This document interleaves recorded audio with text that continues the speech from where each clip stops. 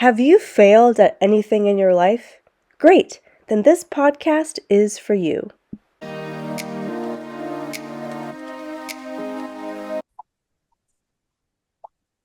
Hi, everyone. Welcome back to the Elevate from Failure podcast. I'm your host, Jan Smith. I'm the owner of Brodieblog. We're a boutique marketing agency.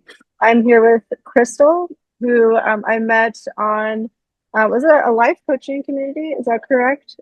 Yes. So on Facebook. So we're very thankful to have Crystal here. She is so knowledgeable and has an extensive background on mental health, on addiction, on different personality disorders, and also the spiritual side of healing. So we're very happy to have Crystal. Welcome. Howdy, how are y'all? Yeah, so if you are new to the podcast, basically what we cover, it's called Elevate from Failure. So we talk about things that we've dealt with where we felt like we failed, how we've overcome those obstacles, and even what we're still kind of dealing with because healing is not linear. And on this podcast, we talk about mental health, neurodivergence, entrepreneurship, and many other things. So we're going to go ahead and get started. So Crystal, if you would like to tell everyone what you do, kind of your background, and also where you're based. I'm actually a hillbilly. I'm in West Virginia. If you guys know Mingo County, West Virginia, if you've ever heard of the Hatfield and the McCoys, that's actually where I'm from. So you're going to hear a lot of cornbread with this.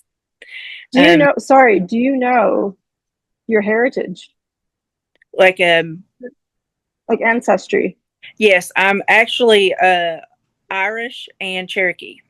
Oh, okay. Because is your last name your married name or your name? It's my married name. My Okay. actual last name would be Miller, which is Irish. Oh, okay. Because Byrne, that's Scottish. Mm-hmm. Yeah, we have a lot of Scottish too. Yeah, sorry. Go ahead, continue, please. I'm just Crystal. Y'all can just holler at me, ask questions, whatever y'all want to do. I have 25 years in mental health and addiction. I actually went into psychology because I wanted to figure out why people did the stupid shit that they do. And 25 years later, I still don't understand it. But I've been able and blessed to be able to work in all kinds of different areas of mental health and addiction. I have done 25 years drug court IOP. I taught DUI for the state of Kentucky. I've actually been a CADC and a CCJAP through the state of West Virginia.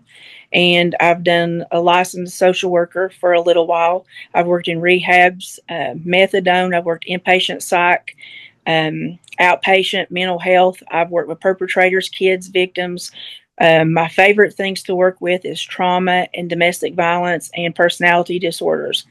And on top of that, I was also blessed to be able to be a psychic medium for the last 15 years and Reiki master. So not only was I able to look at like the psychological issues through like the evidence, scientific based evidence, but I can also look at it now through the non-traditional and the holistic and the spiritual and the supernatural aspect of it. That is incredible. Thank you. I'm mental health and talking about addiction and all that is super important, but the spiritual aspect it's mysterious. So I cannot wait to get to that towards the end of the episode. But I do want to get into empaths and narcissists.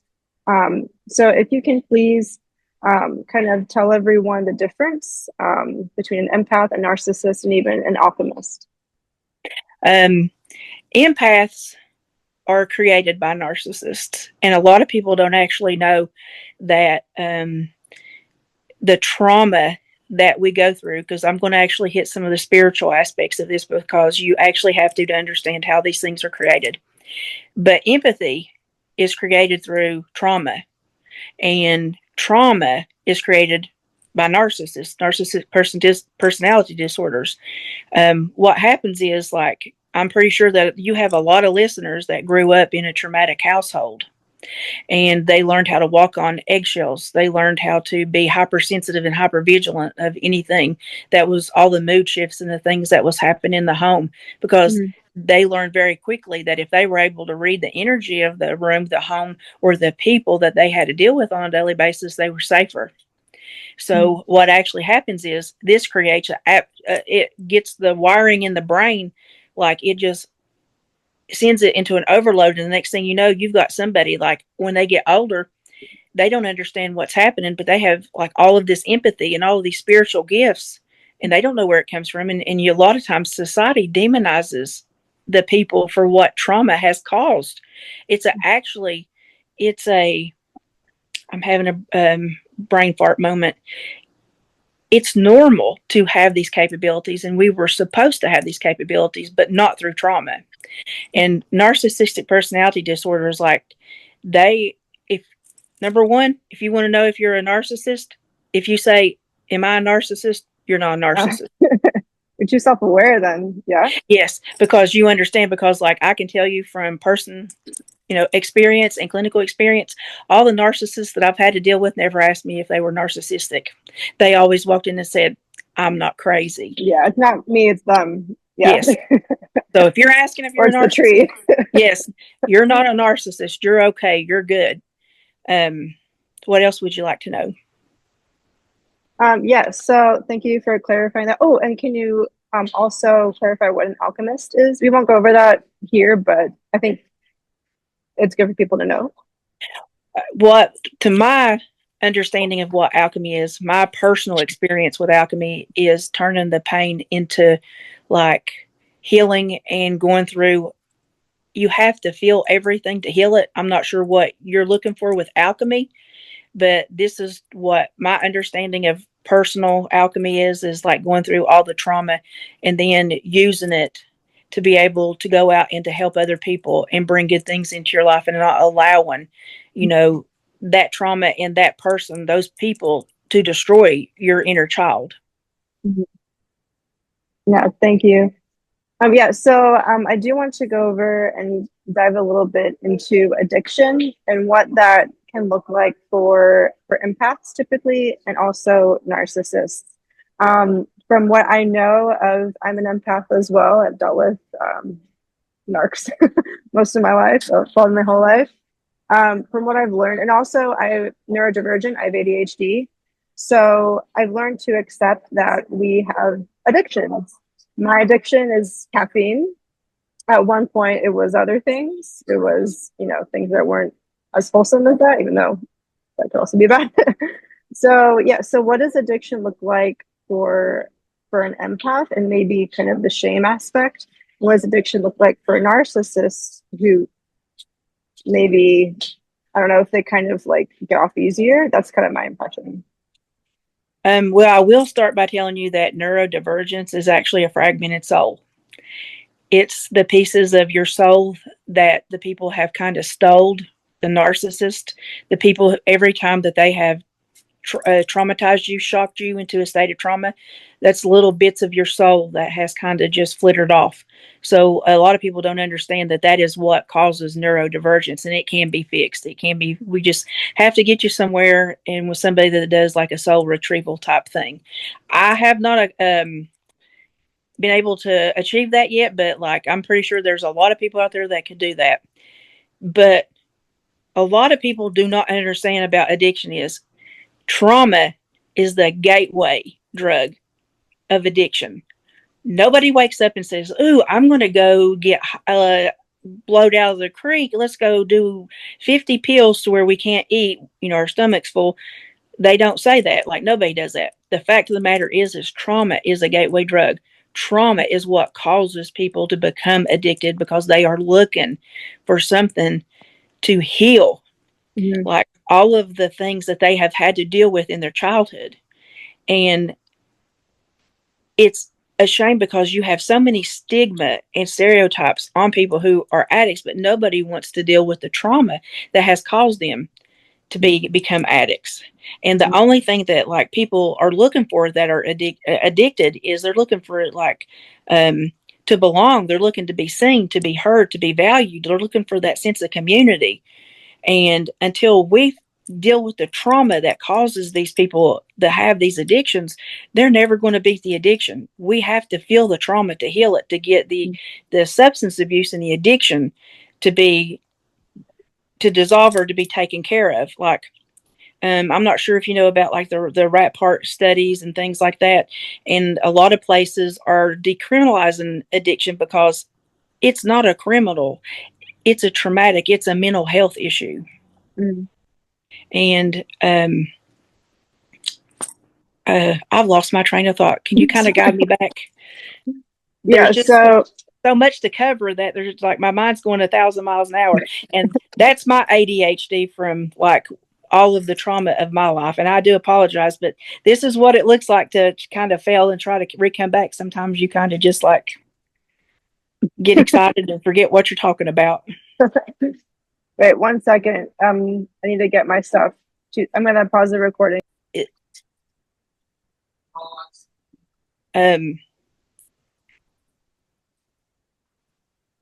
Trauma is the gateway drug to addiction, and just needing support and being seen, being heard, being emotionally connected to people is what causes people to become addicts.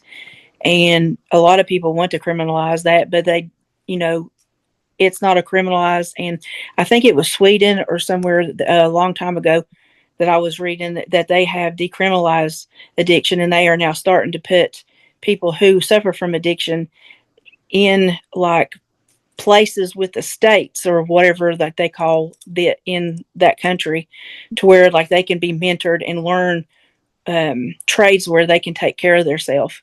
Like awesome. They will pay these mentors to teach them these different trades, and then they can actually make money, and they have the support they need. They can go out and they can, I'm having a really hard time today. Like, is this live? It's not live. Praise Jesus. Like, I'm not like this, but like I'm struggling. Maybe it's something. Maybe somebody doesn't want you to get this message out there. Look, you do not understand all day. Like, this is crazy because like all day, my day has been like, it has been extra difficult. And I just like not thinking that this was going to happen. And all of a sudden at 3:00, I'm like, oh, holy crap. Okay. But sorry, that was me. I should have sent you the email. It's just being like, I have been fighting something all day because like, this is crazy. And it's like, I can't make a coherent thought. And this is not normal for me. Like, I am not like this. And I don't understand what's going on, because usually like I'm Capricorn rising. I'm all business. I have it buckled down, but I can't. This is a shame. I hope you don't think I'm stupid. Aren't we approaching the actual, like the horse year? So are we still in the snake year? Yeah. So are we still, maybe it's the shedding that we're still going through. I don't know. February. Maybe. Well, actually, we had a Mars Pluto conjunction that was. It was like, so I can't think of my words. It's okay. Like, I have never in the life of me, like, that's all I do is get up and talk and speak. And like today, I cannot even think of just like normal words. That is so crazy. Like, wow.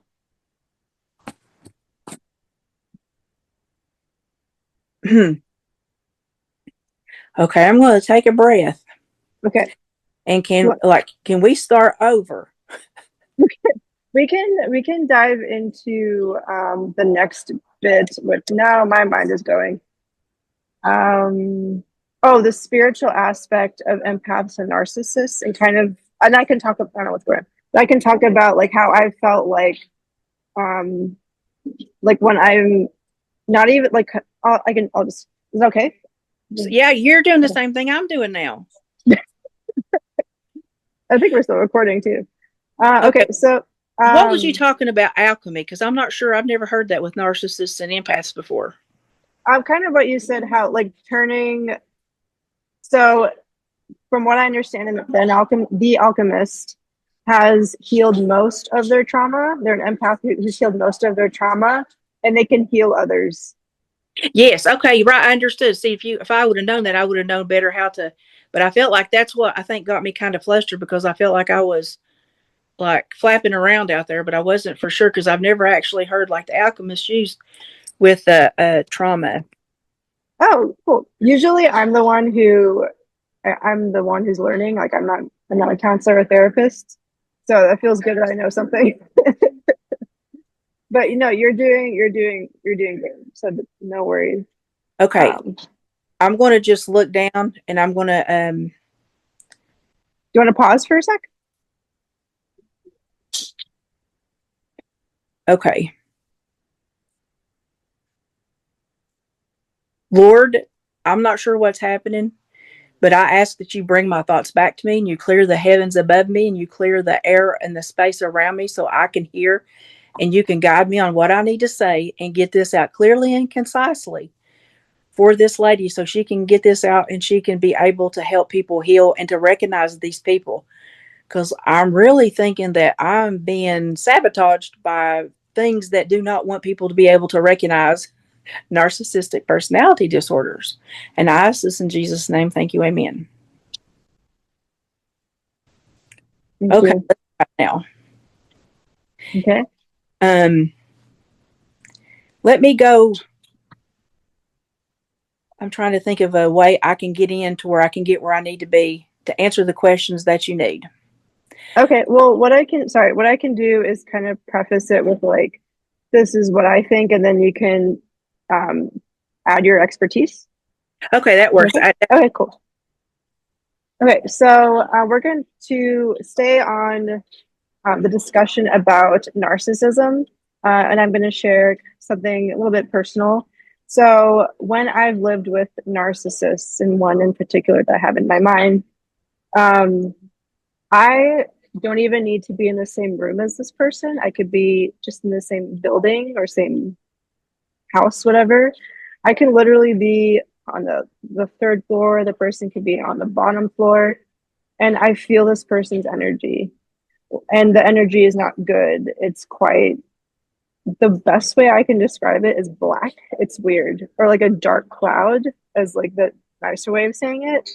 When this person leaves, it's just like, oh, I can breathe, I can dance. It's just, and then when like I hear the key turn, it's just like, oh no, that type of thing. So with the Reiki that I can't even talk that you do, the spirituality that you do, and your experience with narcissists and empaths, can you kind of explain that and your knowledge with that, and if that kind of makes sense at all? If you're an entrepreneur, you can do a lot on your own. But with a reliable team on your side, you can go even farther. I'm the owner of Brodieblog, and we are a full-service marketing team. Whether it's increasing sales for your business or making sense of the analytics from Instagram, Facebook, and so on, we can help grow your business, therapy practice, or charity by developing a strategy with the media channels that align with your highest goals. Whether you want to take your business to new heights or have a passion project that you want to transition into a business, having the right team will help you to reach your goals while actually saving you money. For a complimentary consultation, send us an email at this address and follow us on these social channels. Thank you for tuning in to the Elevate from Failure podcast. Now here is the rest of this episode. Well, I'll let you know when I'm going to go woo-woo, or we're going to go scientific-based evidence. Okay. And the woo-woo of what you're dealing with is, like, and a lot of people, I'm going to chap a lot of people's hind ends, but this is the fact. Mm-hmm. Narcissistic personality disorders it's the same demon or spirit. It's different faces.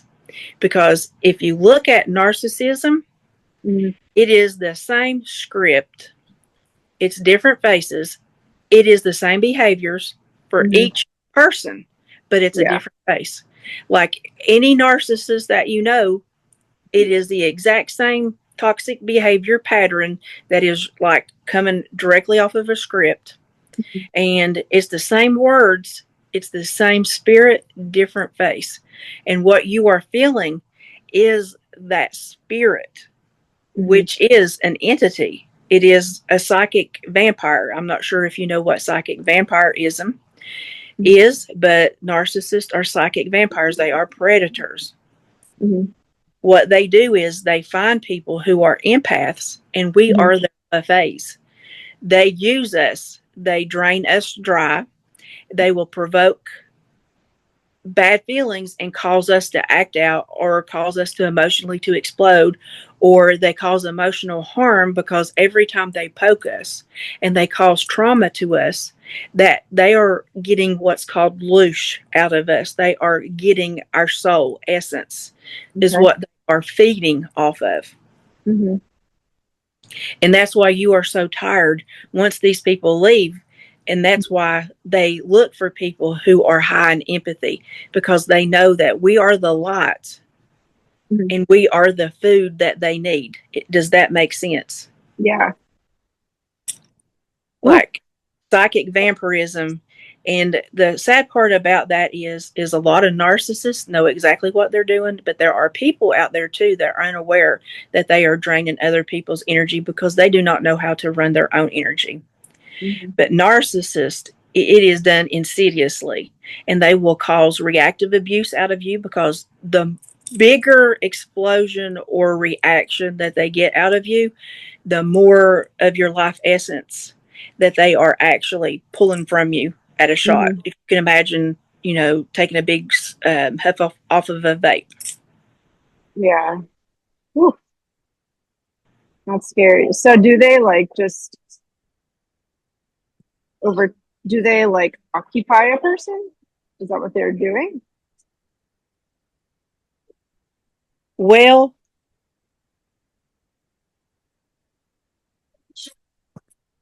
okay. What happens is,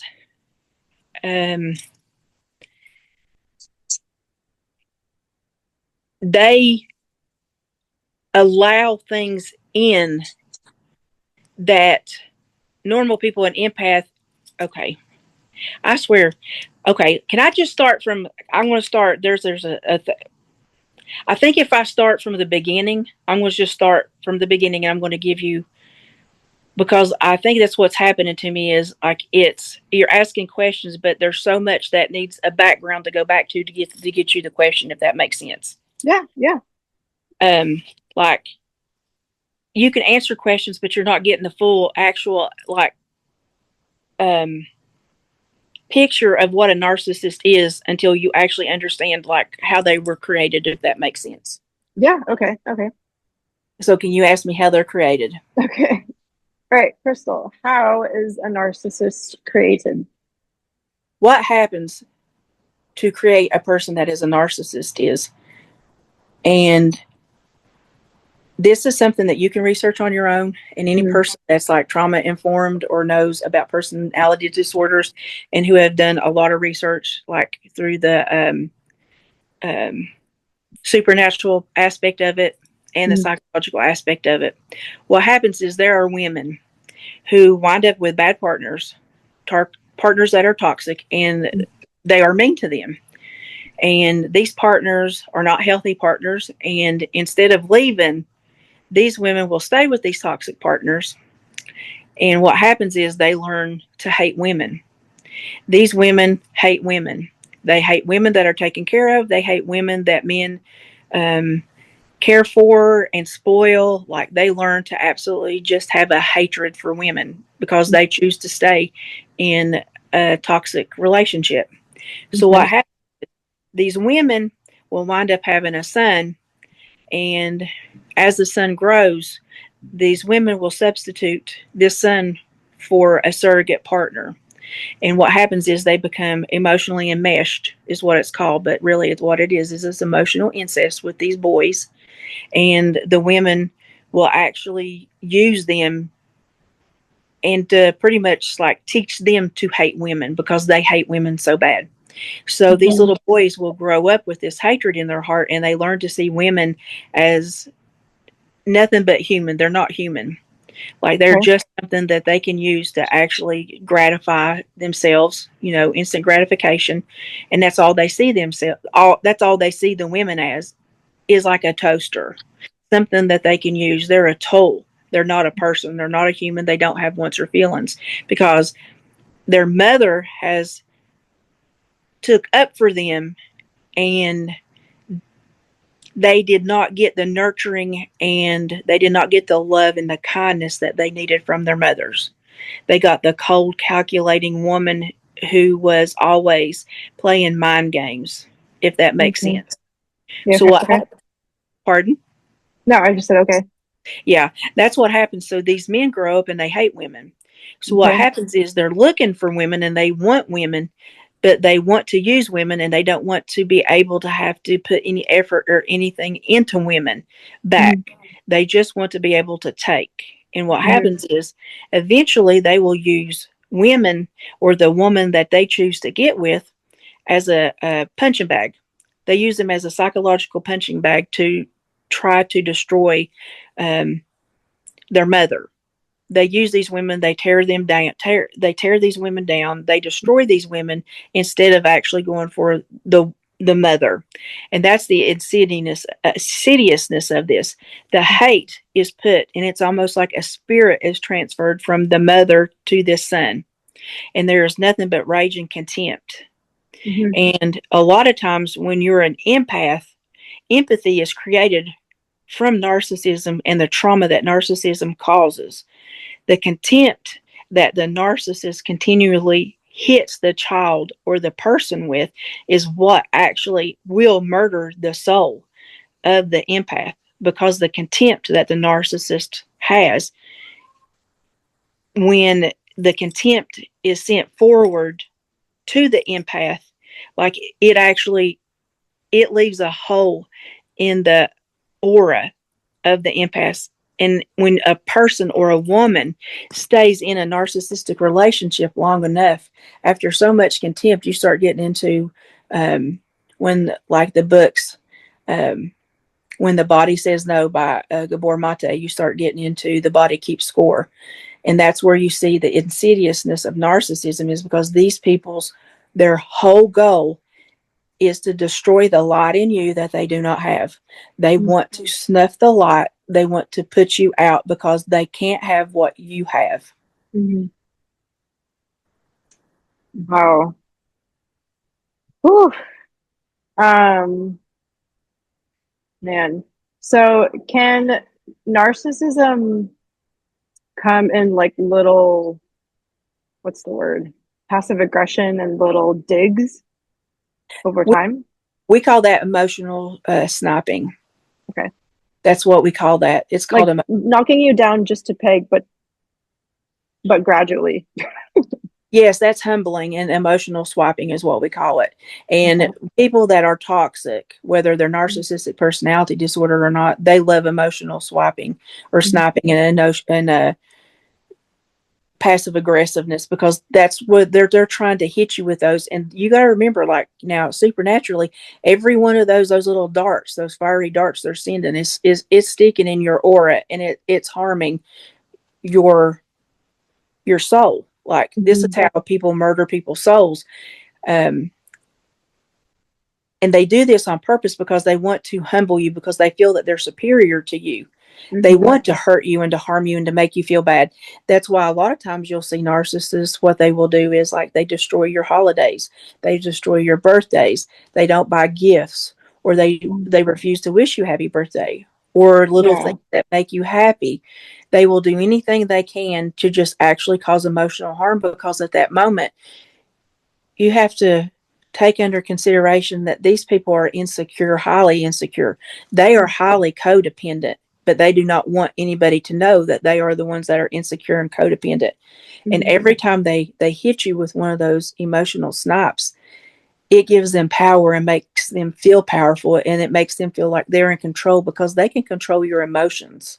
It makes them feel like a god. So if I suspect that, let's just say someone that I know in a social setting is a narcissist, like with those jabs, is like almost like invisible jabs to most people, is the best, aside from distance, is the best tactic to just don't show emotion, don't let it bother you, for lack of better words? I think Because aren't they getting a react? Don't they want a reaction?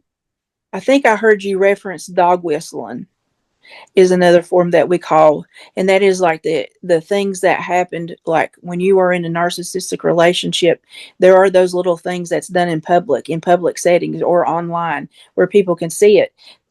The people outside of you don't see what's happening, but Oh, it's just a joke. was actually sent towards you, but your reaction to that emotional, snap, you're overreacting, but you know exactly what was meant. And that's like dog whistling. It's a put down or an insult or something that's harmful, emotionally damaging, that is straight to the point, straight to your bones, and you know exactly. And what you can do is, yes, and they are actually looking for a response, because like every time that they emotionally harm you, like I said, they feel like a god. Every time that they can harm you physically, emotionally, financially, spiritually, anything that they can do to you to cause harm, that is actually feeding that spirit or that attachment or that entity that they have. And that's what they're looking for. Yeah. And the crazy thing about this is, I'm going to give you an example. And you Sorry, may we think, have about 4 minutes left, but yes, give the example. um, it, the movie and the book, it is a Oh problem gosh. Oof. of what, like, narcissism is. And if you remember at the end of that book, they all pulled back their reactions and their fear. And it just kind of like shriveled up and went away, because a narcissist is a predator. If it can't feed off of you, then it's going to shrivel up and go to somebody else. Oh, that was the visual there. It's almost like a Dementor of Harry Potter. Would Mm-hmm. that be like a narcissist? Yeah. Misery eater. Oof. Okay. Yeah, so we have about 3 minutes left. If you want to tell people about Reiki, as I know it's kind of quick, and what it is, and really quick where people can find you if for those services. Um, well, Reiki is a hands-on healing technique, and it is something that has been out for quite a while now. It's actually really come into society, and it's been well received. William Walter Reed actually uses Reiki now. Dr. Oz's wife is a Reiki master, and he won't actually do Oh, unless there's a Reiki master. It's Cancer Centers of America, actually, they give Reiki now. wow, I know that. It's something that's awesome. Like all of the things that I've had to deal with in my life. When I was 13, when I was 17, my 13-year-old brother was murdered, and I had to come. That's one of the reasons why I wound up being a psychic medium. And I had to figure out a way I could heal my trauma. And Reiki was one of the ways that actually allowed me to be able to get rid of all the anger, the hate, and the rage, and all of the negativity I had stored for 19 years, and was what actually opened me up to be where I was able to hear and see things, and I could have that commentary from God, and I could hear the Holy Spirit and the guidance, and I started to see and hear spirit. Wow. Ooh, this has been really cool. I definitely have chills. Um, but yeah, so thank you so much, Crystal, for being on the show. Um, Really quickly, do you also take clients or patients rather for your diva practice for Um, the mental side? I actually have like a making it crystal clear that I work and help people with spiritual things. And also I will work with them through, like, if they're having toxic relationships, or identifying blockages and things that they have in their lives. But if they want to find me and kind of get some guidance, I'm open to anything, and anybody who wants to ask questions, I'll answer them. Awesome. Well, thank you so much, Crystal. That has been awesome. And I really hope so many people watch this and hear this. Thank you all for tuning in. Please like, comment below, let us know what you think, subscribe, and hit the bell icon to get notified of the next episode. Thank you again, and see you all later. Toodles, everyone.